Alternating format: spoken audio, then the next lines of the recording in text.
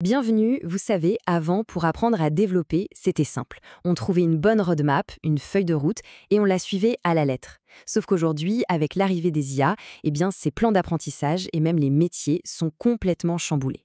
Alors, qu'est-ce qu'il faut apprendre maintenant et surtout, comment est-ce qu'on l'apprend? C'est exactement ce qu'on va décortiquer ensemble. Allez, on plonge direct dans le vif du sujet avec cette idée qui est assez forte. Suivre une roadmap de 2018 aujourd'hui, c'est comme s'entraîner pour le mauvais sport avec le mauvais équipement.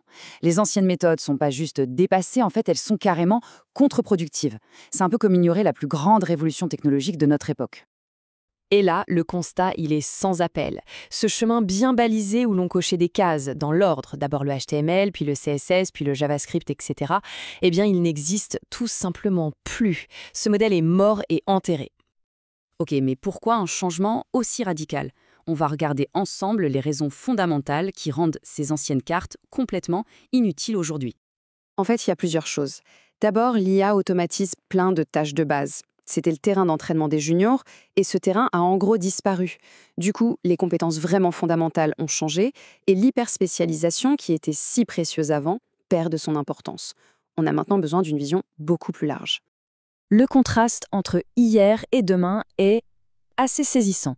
Avant, la valeur, c'était de maîtriser des outils spécifiques. Demain, ce sera la capacité à dialoguer avec une IA, à guider ce qu'elle produit et surtout à vérifier les résultats pour pouvoir avancer très très vite. C'est un changement de paradigme complet.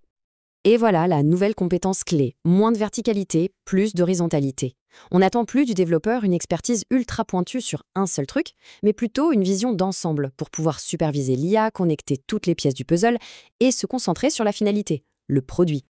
Bon, alors si les anciennes roadmaps sont mortes, par quoi on les remplace?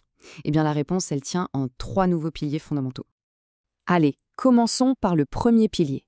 Et c'est peut-être le plus surprenant, parce qu'il s'agit d'une compétence qui, paradoxalement, ne change absolument pas.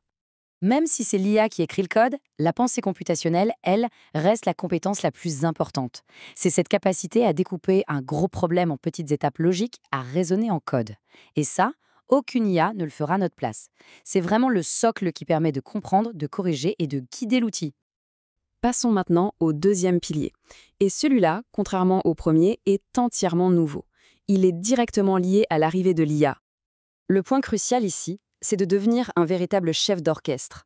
L'IA, c'est elle qui joue les notes, mais c'est le développeur qui tient la baguette, qui choisit la mélodie, qui donne le rythme et qui critique l'interprétation. Et il faut être capable de dire « Ok, ça marche, mais c'est trop lent » ou « Là, ça manque de lisibilité ». L'esprit critique devient absolument central. Et enfin, on arrive au troisième et dernier pilier. C'est peut-être le plus important, parce qu'il se concentre sur ce qui nous différencie, nous, fondamentalement, de la machine. Le code, l'IA peut le produire. Mais comprendre le besoin d'un client, aligner une équipe, concevoir une architecture qui tient la route, ça, c'est purement humain.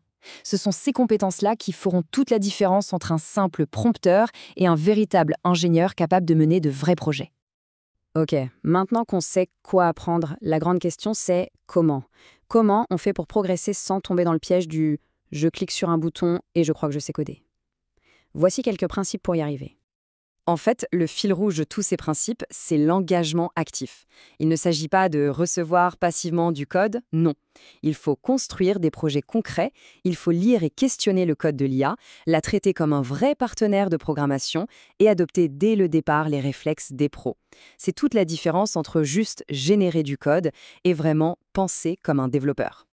Mais attention, cette nouvelle manière d'apprendre est vraiment parsemée de pièges. Plonger tête baissée sans être un minimum averti, ça peut créer de très très grosses lacunes. Le premier et de loin le plus grand danger, c'est ce qu'on appelle le vibe coding. L'idée c'est simple, on écrit une intention un peu vague, l'IA génère une application entière et on se dit « super, j'ai fini ». Sauf que, on n'a absolument rien compris à ce qui a été produit. Et ce vibe coding, c'est incroyablement dangereux, même pour un développeur expérimenté. Comme le montre cette petite histoire, le projet peut avoir l'air de tenir debout en surface, mais en réalité, c'est un véritable château de cartes. Dès qu'il faut corriger un bug ou ajouter une fonctionnalité, tout s'écroule. Et là, tenez-vous bien, une statistique qui fait réfléchir. Une étude récente a montré une illusion de productivité assez folle.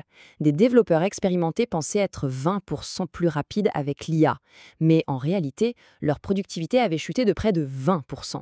Pourquoi? Parce qu'ils passaient tout leur temps à débugger du code fragile et mal généré par l'IA. Et puis, il faut aussi se méfier des failles de sécurité, de cette fameuse illusion de productivité, et bien sûr des promesses irréalistes des gourous du net. Non, l'IA, ce n'est pas une baguette magique. Devenir un bon développeur, ça demande toujours du temps et beaucoup de rigueur. Donc le message final, c'est celui-ci. Le rôle du développeur a changé, mais il n'a jamais été aussi important. On a peut-être moins besoin de gens qui tapent du code à la chaîne, mais on a désespérément besoin de gens qui pensent, qui structurent, qui supervisent et qui créent. Et c'est ça finalement un vrai développeur. Alors, la question reste entière.